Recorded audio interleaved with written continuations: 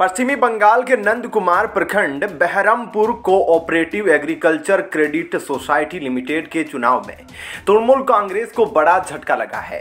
पूर्वी मिदनापुर के नंदकुमार प्रखंड के चक्षीमुला ग्राम पंचायत के बरहमपुरा सहकारी कृषि ऋण समिति लिमिटेड का चुनाव हाल ही में हुआ था।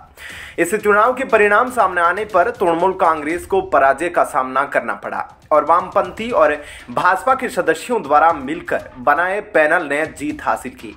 इस जीत के बाद बंगाल में राजनीतिक बहस शुरू हो गई है। पश्चिमी बंगाल सहकारी बचाओ समिति वाम और भाजपा के गठबंधन को लेकर टीएमसी के प्रवक्ता कुणाल घोष का जोरदार हमला है।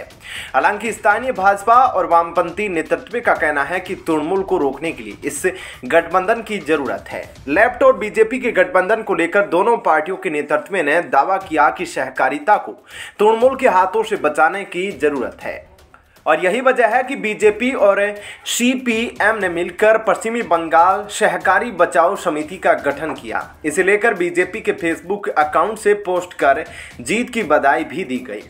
Baharampur cooperative agriculture credit society limited में कुल 63 सीटें थी। इनमें से 52 सीटें पश्चिमी बंगाल सहकारी बचाओ समिति के सदस्यों ने निर्विरोध जीती थी। बाकी 11 सीटों पर कल यानी रविवार को वोटिंग हुई थी। रविवार सुबह से ही इस वोट को लेकर काफी उत्साह था। मालूम हो कि तृणमूल कांग्रेस के उम्मीदवारों ने कुल 46 सीटों के लिए नामांकन दाखिल किया था। इनमें से 35 निर्वाचन क्षेत्रों के उम्मीदवारों ने चुनाव से पहले अपना नामांकन वापस ले लिया था। रविवार शाम तक चुनाव के नतीजे घोषित कर दिए गए तो देखा गया कि 11 निर्वाचन क्षेत्रों में तृणमूल सदस्यों को हार का सामना करना पड़ा है। सत्तारूढ़ तृणमूल बाम राम गठबंधन के सामने टिक नहीं पाई। सोमवार की सुबह से ही विजयी उम्मीदवारों ने जीत का उत्सव मनाना शुरू कर दिया। इस तरह से नंदकुमार की जीत के बाद वामपंथी और भाजपा के खुले तौर पर गठबंधन के साथ शुभेंदु अधिकारी ने एक मजबूत राजनीतिक लड़ाई शुरू कर दी।